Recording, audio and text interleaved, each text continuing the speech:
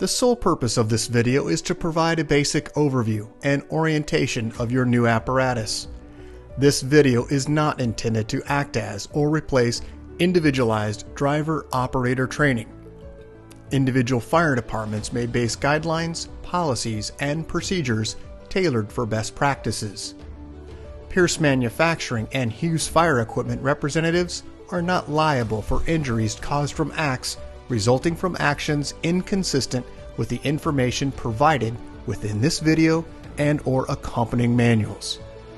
Refer to the Operation and Maintenance Manual for complete details relating to the components and features of this apparatus. Only trained personnel should operate this vehicle or perform maintenance. You are responsible for learning how to operate this fire apparatus under all conditions without having to refer to the manual while operating at an emergency incident. This video will discuss types of warnings and caution labels. It is your responsibility to locate and identify each of the labels and understand the importance and associated hazards. Warning labels will point out procedure that must be taken or action that must be avoided to guard against the possibility of serious injury or death. Caution labels will advise you that there is a risk of damage to property if certain precautions are not followed. Continuous training, reviewing of operation and service manuals, developing good standardized practices will assist driver operators with a more complete understanding of the components and operation of this fire apparatus. As the driver operator of this vehicle, you are responsible for understanding the function of each component of the apparatus, maintaining control of the fire apparatus at all times while in operation, make operational and functional changes while operating at an emergency without having to read operator's instructions or safety warning labels. Operate manual override and emergency shutdown procedures immediately if a component fails to operate properly. Components location may vary with each Pierce fire apparatus. Review the exact location of each component prior to operation. Major inconsistencies between your vehicle and the information contained in this video should be directed to your sales representative. Safe operation of any vehicle is the responsibility of the driver operator. You must learn the location and function of all controls, switches, gauges, valves, inlets, and discharges. Due to a higher center of gravity, heavy trucks have a significantly higher rollover tendency than other types of vehicles. To reduce the risk of rollover, avoid making sharp turns, excessive speed, and avoid abrupt maneuvers. In the event of a rollover crash, an unbelted person is significantly more likely to become injured or die than a person wearing a seatbelt. In the event of a crash, unbuckled occupants can also become a hazard to other occupants, as they may be thrown around inside the cab. Seatbelts are required while in operation. Please refer to your warranty certificates for details and information enclosed in your manuals. Customer-installed equipment must be mounted to withstand road travel and comply with NFPA 1901. Modifications such as drilling holes or welding to structural frame components of the chassis are not permitted. Contact Pierce for instruction and review of non-structural sheet metal or other dissimilar metals for modification. Follow the radio installation guide for further assistance on installing or mounting electronics. Before placing your new apparatus into service, perform a primary inspection of key components of the apparatus, including all fluid levels, anti-lock braking systems, electronic stability control, and automatic traction control. Weigh your apparatus to ensure that it conforms to axle and brake ratings. Never exceed the gross axle rating printed on the label inside the cab. Exceeding these ratings could lead to reduced component life, personal injury, or death. Review the use of auxiliary braking systems, compression brake, exhaust brake, electronic retarder, and hydraulic retarder. Before placing the apparatus in service, refer to the operational maintenance manuals.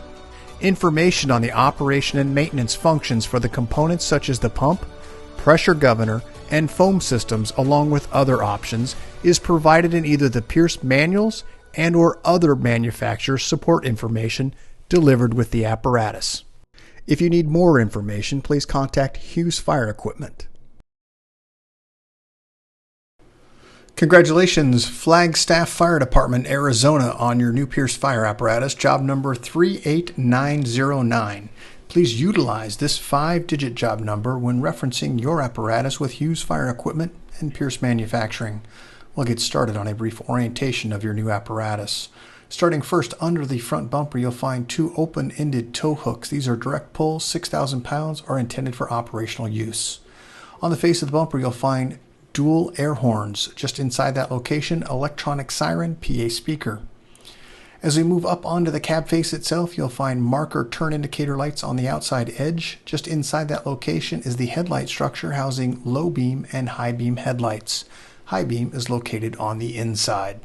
Above that, emergency warning light cluster, forward facing. Directly behind the Pierce logo is the release mechanism for opening the hood for gaining access. As we move up to the windshield, 3 windshield wipers across the seamless one-piece windshield, and out to the outer edge you'll find your mirror housing a flat mirror and convex mirror. Moving up to the brow of the apparatus, you'll find 5 identification clearance lights. Located in the center, you'll find a forward-facing floodlight. As we move up onto the cab roof, you'll find emergency warning lights. They're split, one on each side of the cab. Let's go ahead and take a look at the full side view of the apparatus on the driver's side. We'll start in next with the cab section, first starting with your front axle where you'll find a visual sight gauge indicator, Goodyear tires. As we move forward to the bumper extension, side-facing emergency warning light. Easily accessible with a gloved hand, these are the door latch and also keyed access. As we move up, you'll find grab handles for gaining access in and out of the cab. Moving all the way to the very top, these are the side-facing emergency warning lights. As we move to the top window area, you'll find a side-facing scene light, and to the rear of the cab, it's where you'll find a water tank level indicator, and also in the lower section, a side-facing emergency warning light. We'll skip the section on the pump panel. We'll come back to that in great detail next, but first let's move to the body section where you'll find storage location for your stabilizer pad, the stabilizer on the driver's side, and then on to the rear of the axle you'll find storage location for 2 folding wheel chocks. Moving up just in front of the axle, emergency warning lights side facing, and then there are also 2 pan doors located here. We'll cover the contents of those in just a few moments. As we move up from this location, side-facing scene light, and then as we move to the very rear of the apparatus, an emergency warning light, 360 degrees. Let's move down to the rear of the apparatus. We'll identify some key items here. First, starting down in the lower corner, these are rubber arms indicating a marker light. Just up from that location, emergency warning light. And then at the very top, you'll find the brake, turn, and reverse. And then moving all the way up to the top, you're going to find a rear-facing scene light. Up onto the top of the diamond-plated area, you'll find emergency warning light. And then also down in the lower section, you'll find the American flag Eagle Pierce logo. This is the aerial inlet. As we move up to the top, this is your traffic advisor located in the center. You'll find your backup camera. Let's move around to the side of the vehicle. We'll start first on the passenger side and we'll move through the body, moving forward of the apparatus. First starting, same configuration and layout that you have on the other side, except for the exhaust on this side. And then also we'll come back to this section, which is your pump panel area, and we'll move on to the cab section next. The difference here, you're going to find a side-facing camera. As we cover some items here with your front extension, this is an emergency warning light side-facing. Just a general view here of the front of the apparatus with your Pierce 107 aerial. And then we'll move now from this location at a few close-ups here. This is the front bumper extension, storage location with a swivel discharge and Velcro tie-down. Reaching behind the Pierce logo is the latch for gaining access into the hood. When the hood is open over onto the officer side, you'll find the fill location for your windshield wiper fluid. Moving over to the driver's side, this is your radiator recovery for radiator fluid. Also on the rear cab wall, you'll find information for tilting the cab and lowering the cab, along with some danger information. This is the tethered remote for activation of the cab lift or lower, and then also the selector switch, which is protected for raising or lower the cab. All the way into the corner, power steering fluid. There is a dipstick located on the top. Let's move inside the cab area, the driver's space. First, we'll start with the door panel. Affixed to the door panel, safety and warning placard information, electric window controls, door lock and latch combination, and also grab handle. General view into the cab area on the driver's side. As we look in, you'll find Shoreline Inlet. It is a 30 amp. And then also you'll find this yellow placard indicating the date of manufacture, 5-digit job number, gross vehicle weight rating, and cold tire inflation. This also has the VIN number, fluid capacities for each component, fluid capacity, and also fluid type. As we move to the floorboard, on the left-hand side of the floorboard, you'll find a foot pedal for the air horn and electric siren. About the left knee of the operator, you'll find your engine, transmission, ABS diagnostic port, tech module, and then also display port for your maintenance team. As we move down, some switches across the bottom for ABS diagnostics, the DPF regen, engine diagnostics, and regen inhibit switch. Let's move now into the driver's seat looking forward, where you'll find your steering wheel. And then as we move to the forward cluster of the dash, let's start on the left-hand side with your 4-way flashers, hazard lights, start ignition switch, also a switch labeled EM, which stands for Emergency Master. This will engage or disengage all emergency lights. Headlight switch and a switch labeled panel, which will allow you to brighten or dim lights within preview of the operator dash. On the opposite side of the column, OK to engage your high idle indicator and switch. As we move to the dash cluster, transmission, oil, def level, water temp gauges. On the right, volts, fuel, front air, and rear air. In the center, you'll find the tachometer and speedometer. Diagnostic information will display via tally lights at the top and bottom of the speedometer, with an informational display in the center. Let's take a look just to the right of the operator's position. We'll start first on the left-hand side with your pull to apply your system parking brake and push to release. It's the yellow diamond. This is your spring brakes. Moving to the right, you'll find your command zone. Tremendous amount of information right here at your fingertips. It's a touch screen and also function button. Allison transmission pad, push button, digital readout, informational note to pump and drive. Switches up at the top are the aerial master, aerial PTO, and stabilizer not stowed. Rocker switches are retarder on and off, retarder auto apply, radio push to talk, front wheel lock, pedals, and mirror heat. As we move to the right, you'll find mirror control for your left and right mirror, and also your pump shift. There are instructions for its operation on the panel, from road to pump and also from pump to road. Just as a reminder, 2 green indicators, pump engaged and OK to pump for pump operations when leaving the cab. Climate control for heat, air conditioning, and defrost. As we move to the rear, quick view from the forward, looking rearward, we have 2 seats forward facing. And then also as we move behind the driver's seat, you'll find your battery charger and also audible speaker at the rear. As we're plugged into Shoreline Power, battery status will show in the display screen in the window. As we move exterior, you'll find Goodyear tires, steel wheel, and that visual sight gauge into the center axle. We'll now move into the rear cab section or crew cab, affixed to the door panel. Safety and warning placard information, electric window control, grab handle, door lock and latch combination. As we look overhead, you'll find your air conditioning unit, 12-volt red and white lights. You'll also see those lights in the front section of the cab area.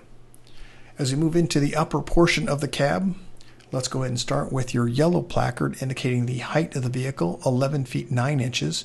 length 39 feet 1 inch, and gross vehicle weight rating 57,500 pounds.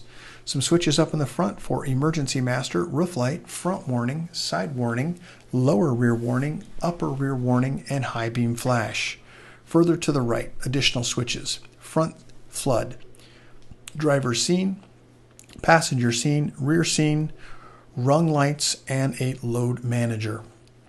When any of those lights or switches have been depressed, the light will illuminate, indicating the switch has been active. Moving further to the right, you'll find your electronic siren and PA speaker system control module. Further to the right, traffic advisor. And then as we look to the center roofline area, you'll find this red light. If flashing, do not move your apparatus. You may have a compartment or door open. Air conditioning unit. As we move now from this location toward the rear of the apparatus, we'll find additional storage locations. These are the two seat riser locations. In between the two seats, you have an additional storage for resources. Just below this, access for daily checks for oil and transmission. Behind the officer seat is where you'll find your unit radios, also your cradle point, and David Clark head system module.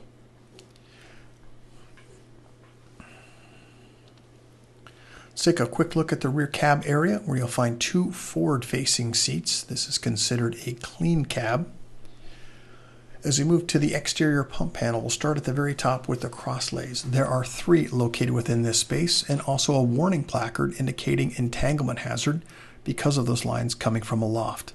As we move in, you'll find your pump intake gauge. This is the master gauge, and to the right of that is the master pump discharge gauge. In between the two of those are the test gauge ports for vacuum and pressure. They're currently plugged, and these are utilized for pump testing purposes. As we move to the red module, this is your Husky 3 foam system module. There are instructions for its operation, along with a foam level indicator for tank storage. As we move further down, you'll find all of our color-coded and labeled discharge drains. Red flags indicating that they are foam-capable discharges. Across the very bottom, 2.5-inch discharge and large diameter discharge. Let's move just to the right of this location, where you'll find your pressure throttle governor.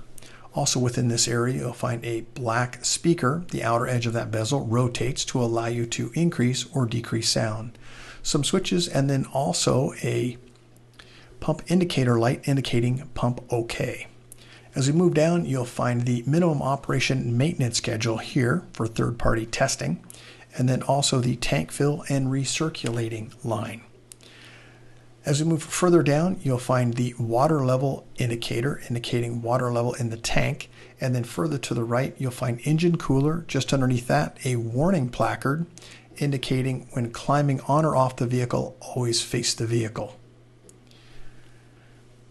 As we move further down, you'll find the tank to pump, and then all the way to the far right, you'll find the fire pump primer, push to prime air, and at least 1,000 RPMs for best practices for priming. We're now down to the bottom section, where you'll find two 2.5-inch discharges. Also some warning placards located here. Warning: pressure hazard. Caps may be under pressure. Be cautious when opening them. As we move to the right, once again, pressure hazard indication, and then also your large diameter pump inlet. Moving further to the right, you'll find your manual pump shift, and then minimum operation maintenance schedule. Let's move down and just to the left, where you'll find your air inlet, all of our color-coded and labeled discharge drains, and then as we move further to the right in the same plane, you'll find a warning placard indicating that only trained personnel should operate this piece of equipment, and that's only after proper training, along with the driver's side auxiliary inlet, 2.5-inch female, locally controlled via the ball valve. This is your main pump drain. We do have some warning placards here indicating foam failure. Do not mix different brands or consistencies of foam for the possibility of foam failure. This is the draft foam tank lever, and then down at the very bottom you'll find your wattress placard indicating the type of pump and GPM. Also, we have a pan door located here. Lift and turn latch will gain you access to your foam drain, which is behind the panel. And then also for operational use, this is the foam lever for filling, onboarding, and also operational use. Underneath, you're going to find the foam pump discharge drain and the foam pump intake drain. Because this is an aerial device, we do have the ability to pull out and tilt outward this step to increase the size of the platform. You do have a Watrous placard located here. 2,000 GPM pump is your capacity. Minimum operation maintenance schedule for test pressures at 150, 200, and 250 psi. The GPM for that test pressure located on the left, and the RPM for those test pressures located on the right. While in pump mode and conducting this test at a governed speed of 2,130 RPMs. As we move into the compartments now, let's take a look in this space. At the very top, you'll find the battery charger and then also shoreline inlet breaker panel, and also a warning here regarding electrocution hazard. In the very bottom section, a pull-out tray, release located on the lower right, and an adjustable shelf. As we move just in front of the rear axle, you'll find SCBA bottle storage for up to 3 bottles. Directly over the rear axle, side-facing emergency warning light, and then all of our fuel input and also DEF fill. Silver cap is your ultra low sulfur diesel. Some warning placards here indicating crush injury hazard because of the movement of that stabilizer, and then also danger, electrocution hazard, equipment is not insulated. As we move back to the close-up here of bottle storage location, this is for 3 SCBA bottles with retaining straps. Back to the rear axle, Goodyear tire, steel wheel. As we move to the rear section of the axle, once again, silver cap is your ultra low sulfur diesel. As we move the flap downward, exposes the 4.5 US gallon DEF tank, which is blue in color. Moving on to the rear of the apparatus, adjustable shelving, tool board on the rear wall, and a pull-out tray. Release mechanism is located on the lower right-hand side. As we move to the step here, you'll find an inclinometer from front to back.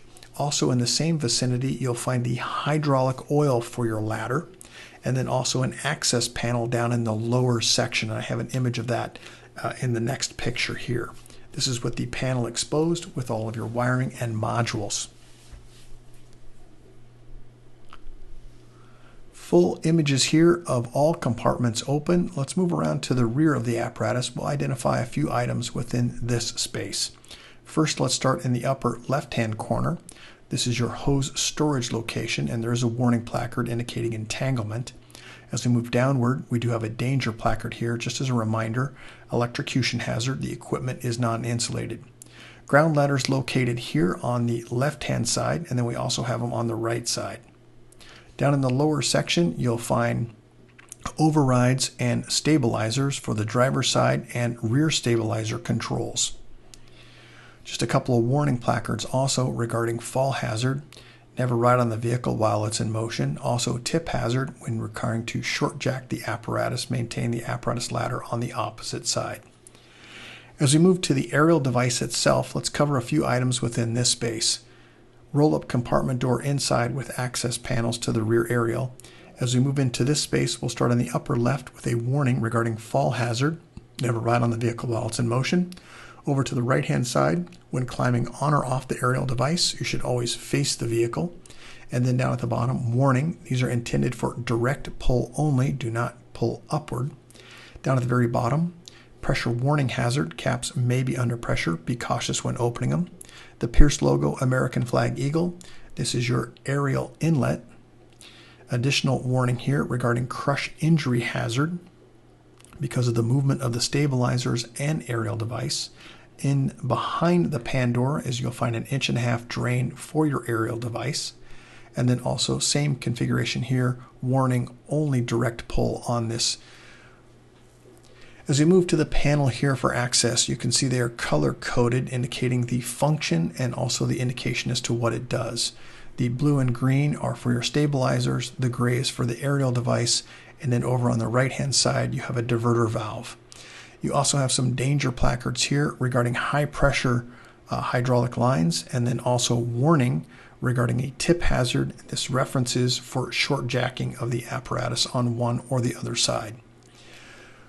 You'll also find a gauge here for your aerial inlet, and then also an inclinometer. This is for left to right.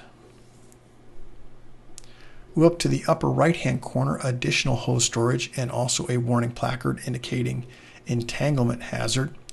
Additional storage of ground ladders and also pike poles and long-handled tools.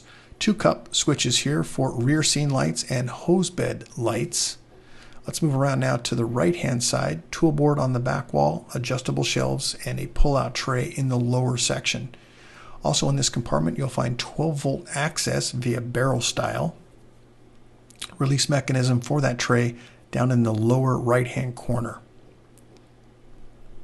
As we move now forward to this location, this is your overwheel compartments. We have extinguisher locations and then bottle storage location. Also tool board and rear storage on the pegboard. Close-ups here of those straps. And then as we move down to the bottom, once again, Goodyear tire and a steel wheel. Moving forward of the axle, bottle storage for 3 bottles. Let's take a look at this stabilizer cover where you'll find a warning placard here. This is for crush injury hazard, and then also an emergency warning light. Danger placard indicating danger electrocution hazard. The equipment is not insulated. Extremely hot diesel exhaust temperatures do exist, especially during regen operation. Please be cautious where you park your vehicle and provide safety parameters. Moving forward, adjustable shelves, tool pegboard on the back wall, pull-out tray in the lower section. Moving forward now into the pump panel area, we'll start at the very top section, first with the 3 crosslays and also a warning placard indicating entanglement hazard because of those lines coming from aloft. Also, warning placard here indicating when climbing on or off the vehicle, always face the vehicle and use handrails. Warning placard, pressure hazard, caps may be under pressure. As we move to the very far left, lower section, this is an access panel for visualization behind the pump panel area.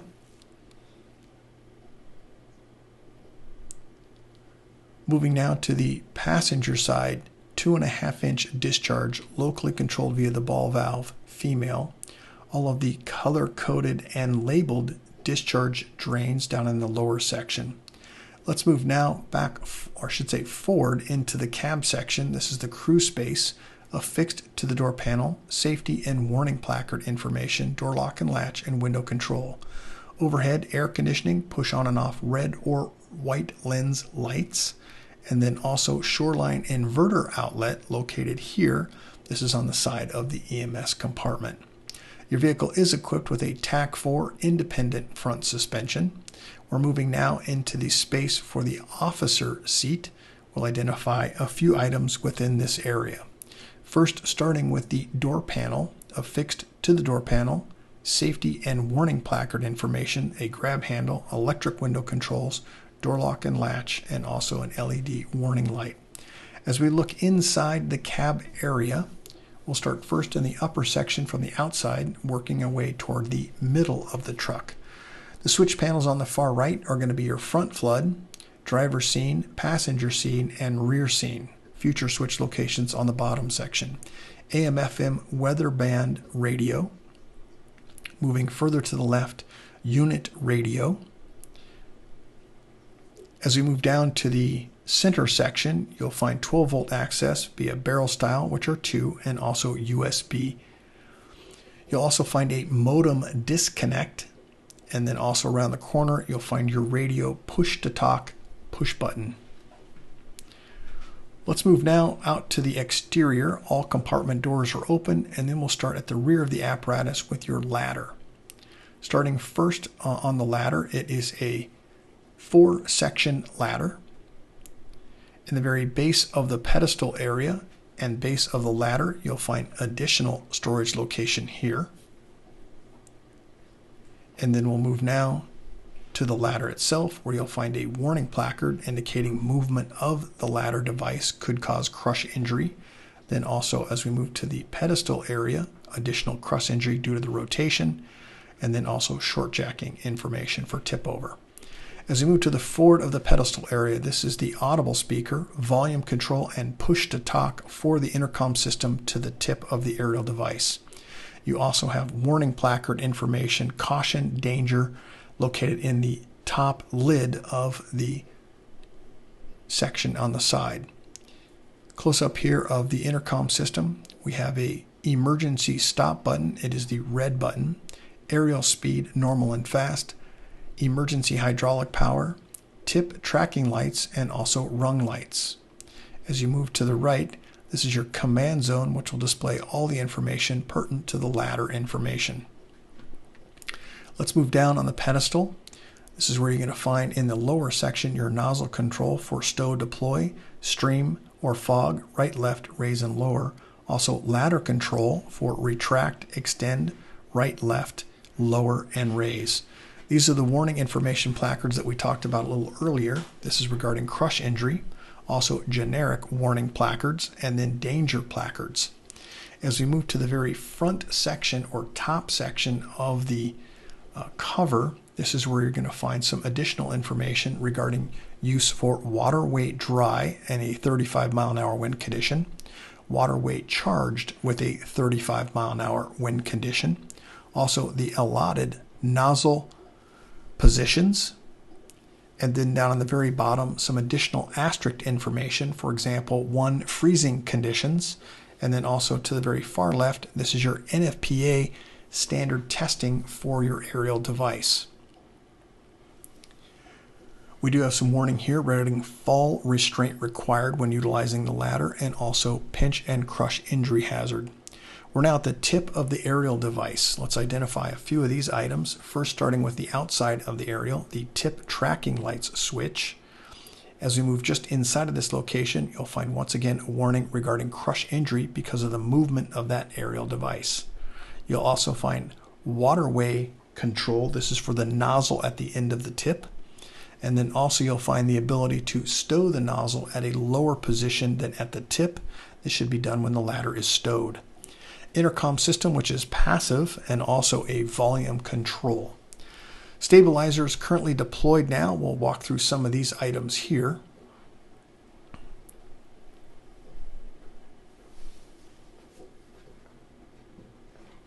As we move to the very top section of the dunnage and hose storage location, in the forward section you'll find your cradle,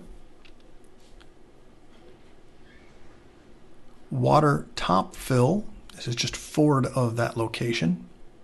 As we move to the foam system fill location for top, a warning placard indicating foam failure. Do not mix different brands or consistencies of foam. This is your Husky 3 foam system module, which is your reservoir. As we move to the cab section, this is a non-walking surface, and therefore we have a warning placard. General view here of the dunnage area and hose storage. The rest of the images will be that of the chassis and engine. Let's start first underneath with the ability to tow the vehicle. These are your tow hooks, as opposed to this hook, which is for firefighter operational use and has a 6,000-pound direct pull. When the cab has been fully tilted, restore this bar into position for safety. Do not lower the cab onto the safety bar. Maintain equal pressure on both left and right cylinders. We'll move down the left side frame rail and identify a few items within this space. First, your vehicle is equipped with TAC4 independent front suspension. As we move into the engine components,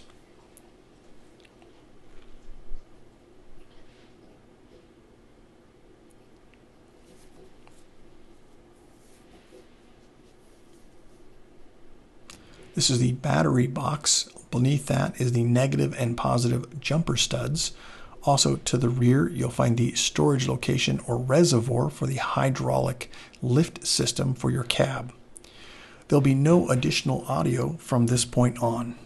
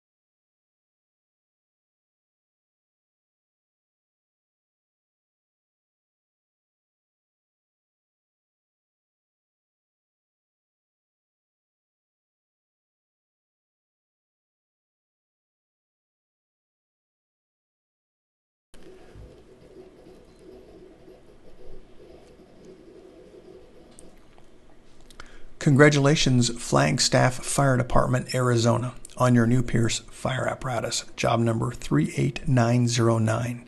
If you have any questions regarding your vehicle, please contact your Hughes Fire sales representative.